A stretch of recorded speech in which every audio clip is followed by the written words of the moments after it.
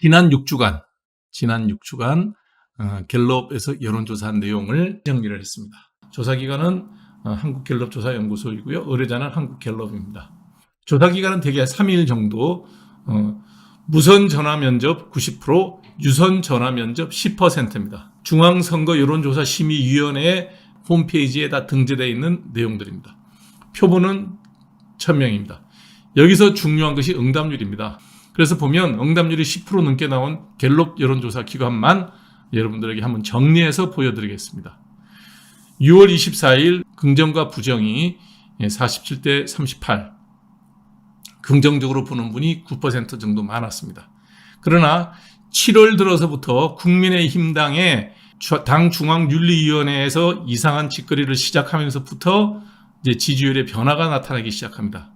그래서 긍정과 부정이 1% 차이로 나오더니 등에 칼이 꼽히고 난 다음에는 지지율이 37대 49로 뒤바뀝니다. 제가 요인을 딱 한 가지로 딱 찍어서 얘기하면 또 누군 그러겠죠. 이준석 대표를 싸고 돈다 그러는데 저는 그렇게 얘기하는 분들에게 이 얘기를 합니다. 부부싸움 하는 데는 다 서로 사연이 있지만 한쪽만 몰아붙이면 답이 없다고요. 그래서 이준석 대표의 탄핵 이후에 무려 부정적인 여론이 12% 많아집니다. 9% 초과해서 마이너스 12%니까 물경 20%가 뒤집어진 겁니다. 그러고 난 다음에 점점 더 당 내분 사태가 깊어지고 원내대표에서 당대표 권한 대행까지를 다 차지하면서 계속해서 국민 여론과 어긋나는 정치의 행보를 국민의힘은 계속 걸어갑니다.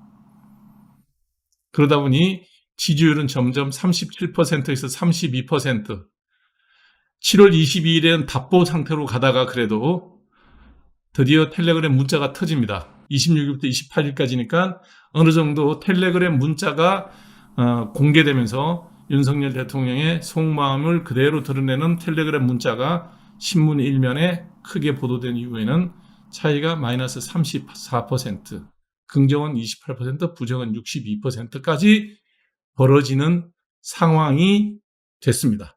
긍정과 부정이 역전되는 시기, 요즘 흔히 말하는 데드크로스가 벌어지는 때가 7월 전후입니다. 이때가 7월 7일이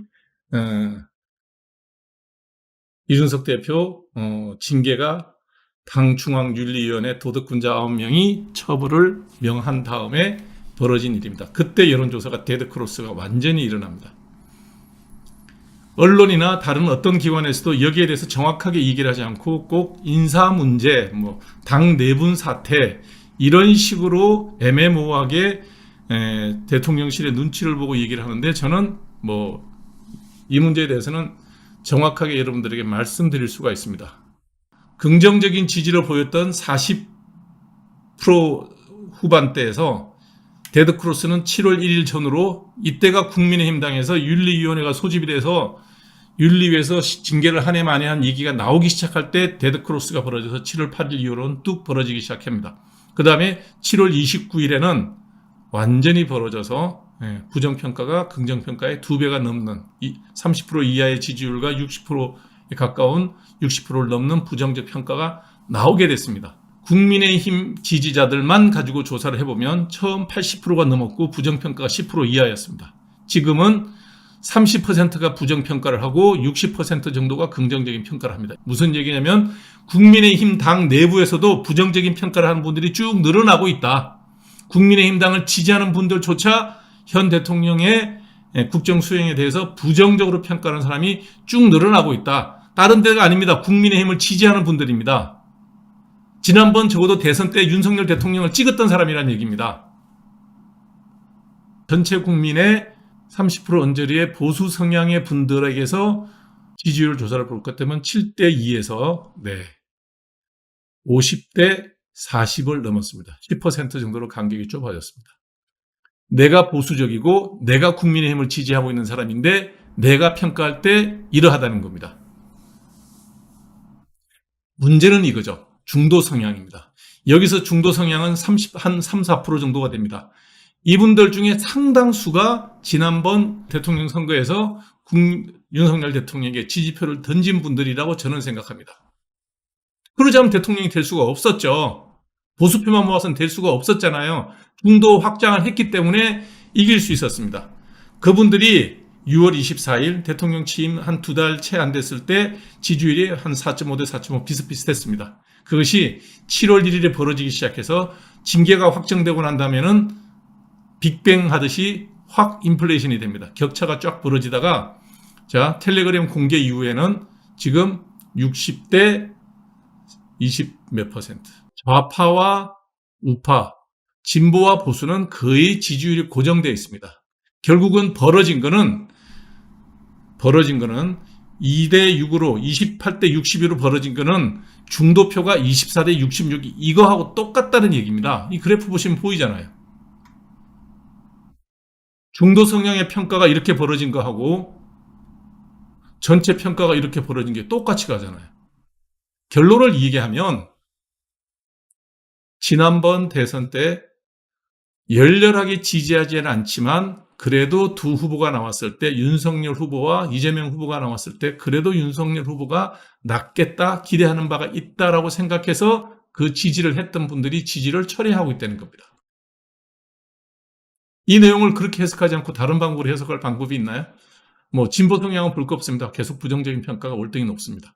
이 표는 어떤 일을 하더라도 되돌리기 힘든 표입니다.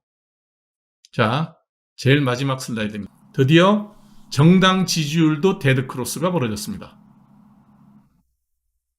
정당 지지율이 지금까지는 국민의힘당이 그래도 줄곧 당 지지율은 높았습니다. 그런데 그 정당 지지율조차 이번 선거 여론조사 결과 데드크로스가 발생했습니다.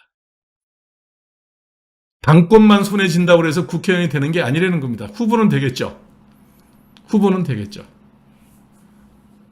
적어도 서울, 경기, 인천, 중부, 수도권 영역에서는 참패가 예견되고 있다. 2년 뒤의 선거지만 이미 이 상태면 예견되고 있다라고 저는 감히 여러분들에게 말씀드릴 수가 있습니다.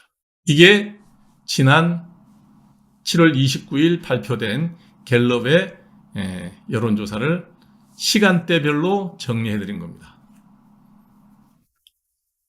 자, 한번 되돌아봅시다. 지금 내가 왜 윤석열 대통령이 지지율이 떨어지는 데에서 냉정히 한 평가를 해보자고 하는 얘기예요.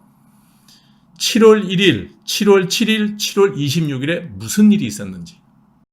그 지지율의 하락에 고비 때마다 국민의힘 당의 당 내분 사태입니다. 7월 26일 텔레그램이 국회의원 기자 앞에서 그것도 11시에 온 문자를 오후 4시에 이렇게 각도도 잘 잡아서 보여주는데 실수였답니다. 그 내용도 보면 아무리 사적인 문자지만 그게 어른이 애들이고 할 얘기는 아니죠. 윤석열 대통령이 대중들에게 보여줬던 대인배적인 이미지가 우르르 무너져 내린 것이 나는 이 지지율의 하락에 큰 영향을 줬다. 원래 그런 사람이었다는 생각이 보였다면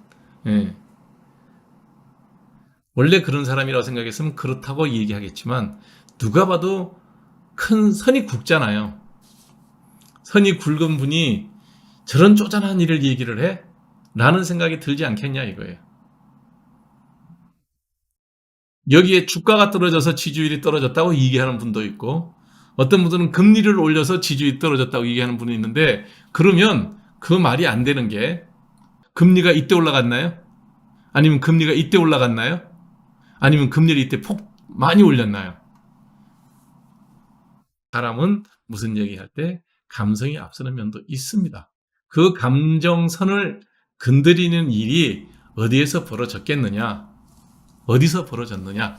저는 여기서 벌어졌다고 봐요. 텔레그램 사건, 이양희 위원장을 비롯한 국민의힘 당 중앙윤리위원회에서 징계를 결정한 날, 징계위원회 소집한 날, 이 상황을 정치적 성향의 차이 혹은 서운함 때문에 하는 결정이었다라는 게 아니라 대다수의 국민들, 특히 지난 선거에서 윤석열 대통령을 지지했던 국민의힘 지방선거에서 국민의힘을 지지했던 분들이 느끼는 감정은 그런 사소한 감정의 차이가 아니라 배신이라고 생각하기 때문에 지지율이 떨어지는 겁니다.